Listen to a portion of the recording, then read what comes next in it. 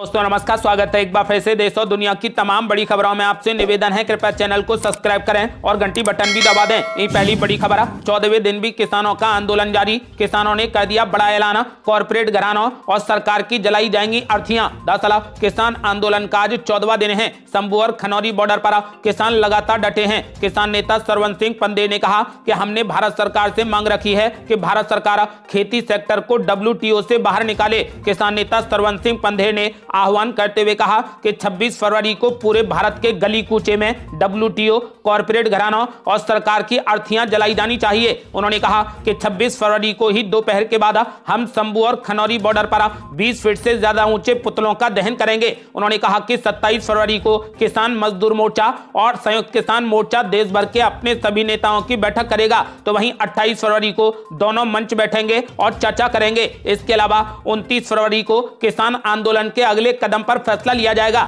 अगली बड़ी खबर, किसान नेता सरवन सिंह पंधे ने पीएम मोदी से की बड़ी अपील। बोले पीएम मोदी को आगे आकर बोलना चाहिए हरियाणा में क्यों लगाई गई है 50,000 की फोर्स। दरअसल किसान नेता सरवन सिंह पंधे ने कहा कि हम पीएम मोदी से मांग करते हैं कि वो आगे आएं और किसानों और मजदूरों के ऊपर जो अत्याचार हो रहा है उस पर बोलें। आपका बोलना जरूरी है। उन्होंने कहा कि हरियाणा में 50,000 की फोर्स क्यों लगाई गई है, आप हमसे क्या आश्वासन चाहते हैं वो भी हमें बता दें। उन्होंने कहा कि हम चाहेंगे कि MSP लीगल गारंटी का कानून जो हमसे वादा किया गया था उसे बनाना चाहिए। देश के किसान और मजदूरों को कर्ज मुक्त करना चाहिए। उन्होंने कहा कि किसानों पर लगे केस भी वापस ले लिए जाने चाहिए।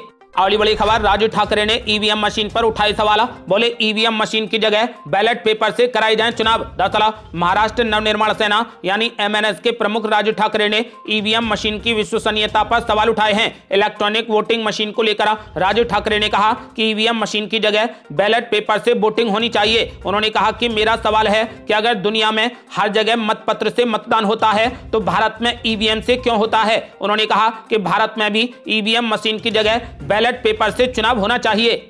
अगली बड़ी खबर, 73 साल की उम्र में गहरे समुद्र में जाकर पीएम मोदी ने द्वारिका नगरी के किए दर्शन। दरअसल प्रधानमंत्री नरेंद्र मोदी ने गुजरात में पंचकुई समुद्र तट पर स्कूबा डाइविंग की और पानी में डूबी भगवान श्री कृष्ण की प्राचीन द्वारिका नगरी के दर्शन करने के साथ ही वहां पूजा अर्चना भी की। पीएम मोदी ने कहा कि वहां पर प्रार्थना करना एक बहुत ही दिव्य अनुभव था।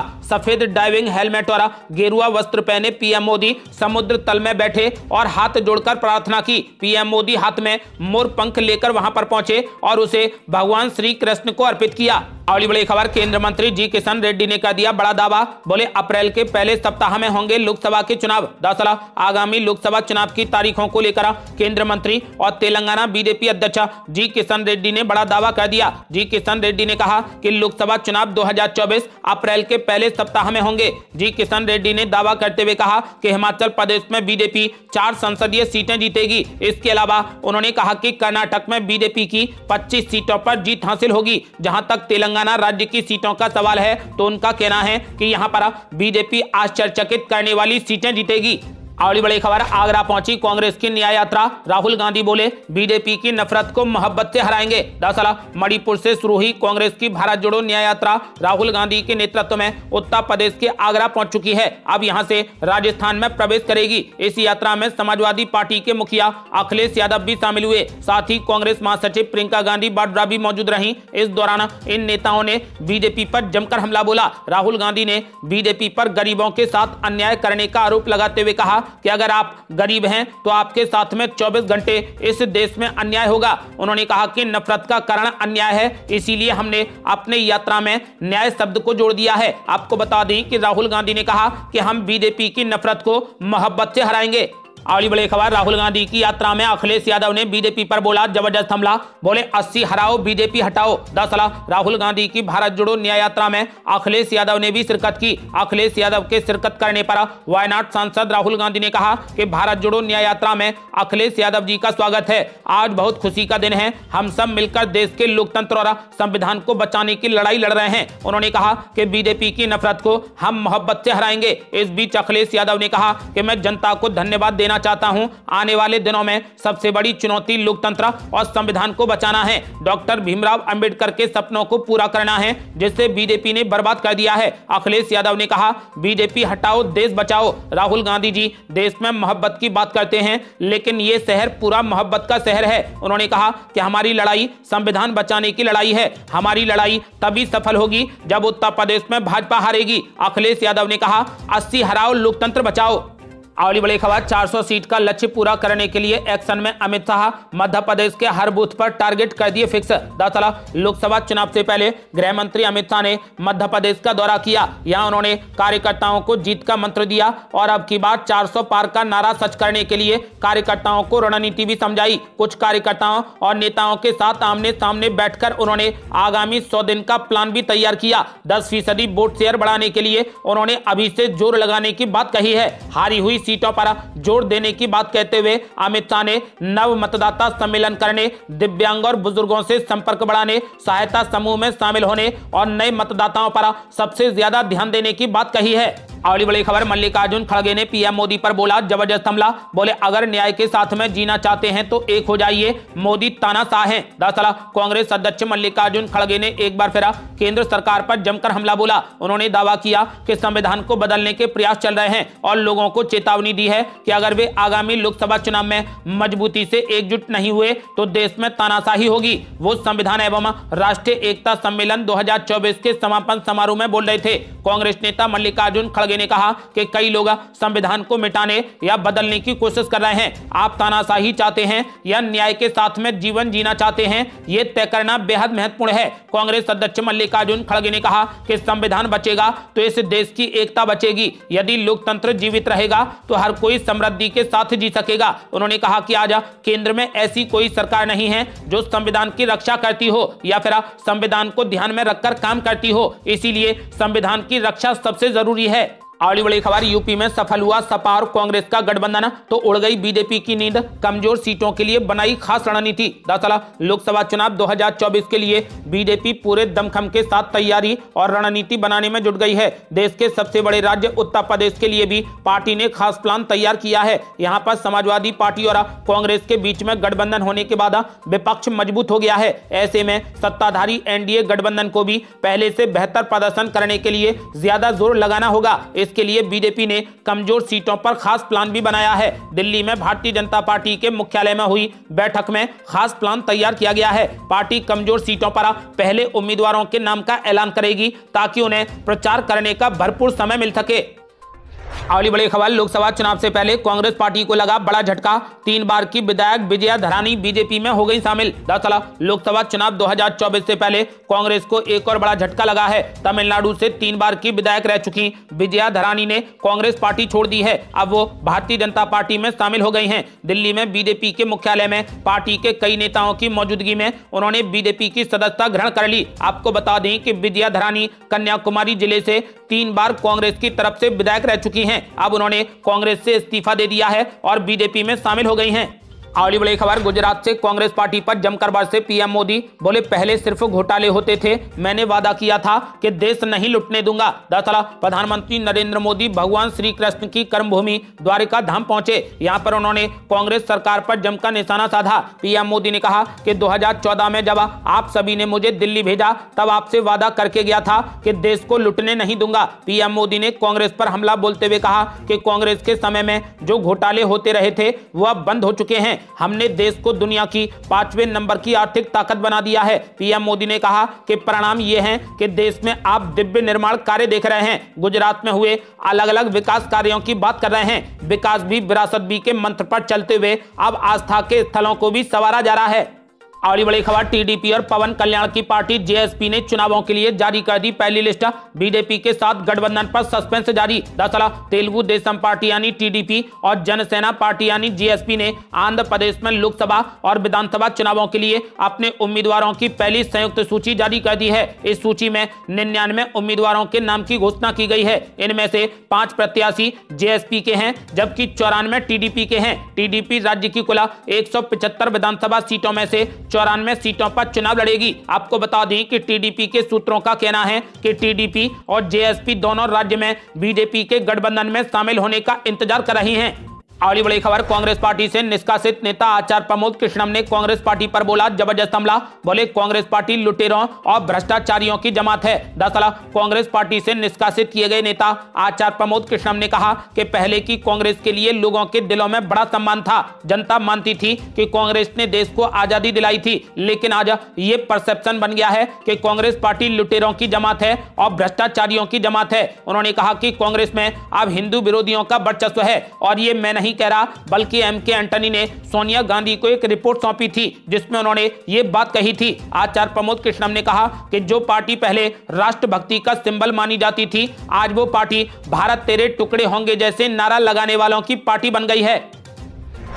अगली बड़ी खबर, हिमाचल के मुख्यमंत्री सुखविंदर सिंह सुक्खू ने महिलाओं को दे दी बड़ी सौगात। अब महिलाओं को हर महीने मिलेंगे 1500 रुपए। दरअसल हिमाचल प्रदेश के मुख्यमंत्री सुखविंदर सिंह सुक्खू ने इंदिरा गांधी प्यारी बहना सम्मान निधि योजना के प्रथम चरण की घोषणा कर दी है। मुख्यमंत्री सुक्खू ने लाहौल के केलांग से इस योजना की शुरुआत की। इस दौरान उन्होंने लाभार्थी महिलाओं को योजना का चेक भी पकड़ाया। उन्होंने कहा कि 18 साल के ऊपर की जितनी भी बहन और बेटियां हैं, उनके लिए अंतिम सांस तक हमारी सरकार 1500 रुपए की गारंटी देने की घोषणा करती है। आपको बता दें कि मुख्यमंत्री ने यह भी घोषणा की है कि जिन महिलाओं को हर महीने 1100 रुपए बतौर पेंशन दिए जाते हैं, उसकी भी राशि अब 1500 रुपए कर दी गई है। मुख्यमंत्री सुक्खू ने कहा कि यह योजना 1 फरवरी से प्रभाव में रहेगी। अगली बड़ी खबर, राहुल गांधी और अखिलेश यादव को लेकर केंद्रीय मंत्री साध्वी निरंजन ज्योति ने कसा तंजा। बोली दो लड़कों की जोड़ी 2017 में भी आई थी। दरअसल लोकसभा चुनाव 2024 के लिए उत्तर प्रदेश में समाजवादी पार्टी और कांग्रेस का गठबंधन फाइनल हो गया है। इस गठबंधन के ऐलान के बाद पहली बार सपा मुखिया अखिलेश यादव और कांग्रेस नेता राहुल गांधी एक साथ एक मंच पर दिखे। आगरा में राहुल गांधी की भारत जोड़ो न्याय यात्रा में अखिलेश यादव भी पहुंचे, जिसके बाद लोग कहने लगे कि यूपी के दो लड़के फिर से एक साथ आ गए हैं। वहीं इसे लेकर अब केंद्रीय मंत्री साध्वी निरंजन ज्योति ने तंज कसा। बीजेपी नेता ने कहा कि दो लड़कों की जोड़ी साल 2017 में भी आई थी, कुछ नहीं कर पाए, इस बार भी ये दोनों लड़के कुछ नहीं कर पाएंगे। अगली बड़ी खबर, कांग्रेस पार्टी को लगा एक और बड़ा झटका। मध्य प्रदेश महिला कांग्रेस की उपाध्यक्ष नूरी खान ने अपने सभी पदों से दे दिया इस्तीफा। दरअसल मध्य प्रदेश महिला कांग्रेस कमेटी की उपाध्यक्ष नूरी खान ने अपने सभी पार्टी दायित्वों से इस्तीफा दे दिया है। नूरी खान कांग्रेस पार्टी के कई पदों पर रह चुकी हैं। वो पिछले 25 सालों से सीधे कांग्रेस पार्टी से ही जुड़ी थी। नूरी खान ने मध्य प्रदेश विधानसभा चुनाव के दौरान उज्जैन उत्तर विधानसभा सीट से टिकट की मांग की थी। कांग्रेस के प्रदेश अध्यक्ष जीतू पटवारी को अब उन्होंने पत्र भेजकर अपने सभी पदों से इस्तीफा दे दिया है। अगली बड़ी खबर, राजस्थान पहुंची भारत जोड़ो न्याय यात्रा। बीजेपी पर जमकर बरसे अशोक गहलोत और सचिन पायलट। दरअसल भारत जोड़ो न्याय यात्रा अब उत्तर प्रदेश से राजस्थान में प्रवेश कर चुकी है। कांग्रेस के दोनों नेता अशोक गहलोत और सचिन पायलट का धौलपुर जाते समय भरतपुर के सारस चौराहे पर कांग्रेस कार्यकर्ताओं ने जोरदार स्वागत किया। इस मौके पर वार्ता करते हुए दोनों नेताओं ने बीजेपी पर जमकर हमला किया। पूर्व मुख्यमंत्री अशोक गहलोत ने कहा कि पूर्वी राजस्थान कैनल प्रोजेक्ट का नाम परिवर्तित कर दिया गया है, क्योंकि बीजेपी सरकार घबराई हुई है। उन्होंने कहा कि आज बीजेपी सरकार द्वारा इस योजना पर जो काम किया जा रहा है वो सीधा पूर्वी राजस्थान के 13 जिलों के लोगों के साथ में विश्वासघात है। तो वहीं सचिन पायलट ने भी बीजेपी पर जमकर निशाना साधते हुए कहा कि राहुल गांधी की भारत जोड़ो न्याय यात्रा कांग्रेस के कार्यकर्ताओं में जोश भरने का काम करेगी। उन्होंने कहा कि बीजेपी सरकार को आत्मचिंतन करने के लिए यह यात्रा मजबूर कर देगी। अगली बड़ी खबर, अरविंद केजरीवाल ने बीजेपी पर बोला जबरदस्त हमला। बोले मैं दिल्ली में कैसे सरकार चला रहा हूं, इसके लिए तो मुझे नोबेल पुरस्कार मिलना चाहिए। दरअसल दिल्ली के मुख्यमंत्री अरविंद केजरीवाल ने एक बार फिर बीजेपी पर जोरदार हमला बोला। उन्होंने बीजेपी पर दिल्ली के स्कूलों और अस्पतालों के निर्माण में बाधा बनने का आरोप लगाया। अरविंद केजरीवाल ने कहा कि बीजेपी ने दिल्ली में स्कूलों और अस्पतालों के निर्माणों को रोकने की कोशिश की है। उन्होंने कहा कि वे नहीं चाहते हैं कि गरीबों को उनके बच्चों के समान शिक्षा मिले। दिल्ली के मुख्यमंत्री केजरीवाल ने बीजेपी पर हमला करते हुए कहा कि केवल मैं ही जानता हूं कि मैं कैसा हूं और कैसे दिल्ली में सरकार चला रहा हूं। उन्होंने कहा कि मुझे इसके लिए नोबेल पुरस्कार मिलना चाहिए। उन्होंने कहा कि मैं दिल्ली के लोगों का बेटा बनकर उनकी समस्याओं का समाधान करने में जुटा हूं। अगली बड़ी खबर, बीजेपी विधायक गोपाल शर्मा ने राहुल गांधी पर बोला जबरदस्त हमला। बोले जहां जहां राहुल गांधी के पैर पड़े वहां वहां कांग्रेस का हो गया बंटाधार। दरअसल राजस्थान में राहुल गांधी की भारत जोड़ो न्याय यात्रा कुछ जिलों से होकर गुजरेगी। इसके लिए कांग्रेस जोर शोर से जुटी है। जयपुर के सिविल लाइन से बीजेपी विधायक गोपाल शर्मा ने अब राहुल गांधी पर जबरदस्त हमला बोला है। उन्होंने कहा कि राहुल गांधी अनर्गल बयान दे रहे हैं और देश में तुष्टीकरण, अराजकता, विद्वेष फैलाने का काम कर रहे हैं। उससे लगता है कि वो भारत जोड़ो यात्रा पर नहीं बल्कि भारत तोड़ो यात्रा पर निकले हैं। उन्होंने कहा कि जहां जहां राहुल गांधी के पैर पड़े वहां वहां बंटाधार हो गया। शर्मा ने कहा कि राहुल गांधी की ये यात्रा बीजेपी के कांग्रेस मुक्त भारत के सपने को साकार करने में बड़ी मददगार साबित हो रही है।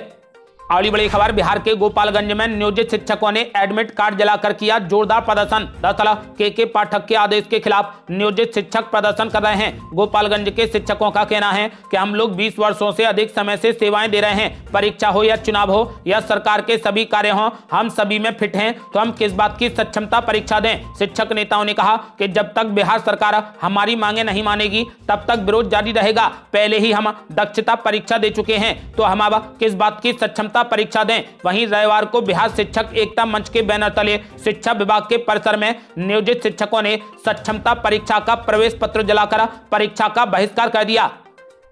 अगली बड़ी खबर, मुख्यमंत्री अरविंद केजरीवाल ने दिल्ली की जनता से इंडिया गठबंधन के पक्ष में वोट डालने की अपील। दरअसल मुख्यमंत्री अरविंद केजरीवाल ने दिल्ली के लोगों से लोकसभा चुनावों में इंडिया गठबंधन के उम्मीदवारों के पक्ष में मतदान करने की अपील की है ताकि उनकी आवाज संसद में सुनी जा सके और पानी का बढ़ा हुआ बिल माफ कर दिया जाए। आम आदमी पार्टी के राष्ट्रीय संयोजक अरविंद केजरीवाल ने कहा कि लोकसभा चुनाव में दिल्ली से इंडिया गठबंधन के उम्मीदवारों के पक्ष में मतदान करा उन्हें संसद में भेजिए। इससे दिल्ली के चारों ओर एक सुरक्षा कवच तैयार हो जाएगा और कोई भी उपराज्यपाल कुछ नहीं कर पाएगा। मुख्यमंत्री केजरीवाल ने कहा कि इंडिया गठबंधन ही दिल्ली की 7 सीटों पर जीत हासिल करेगा। साथ ही केजरीवाल ने बीजेपी पर दिल्ली को बर्बाद करने का आरोप भी लगाया है।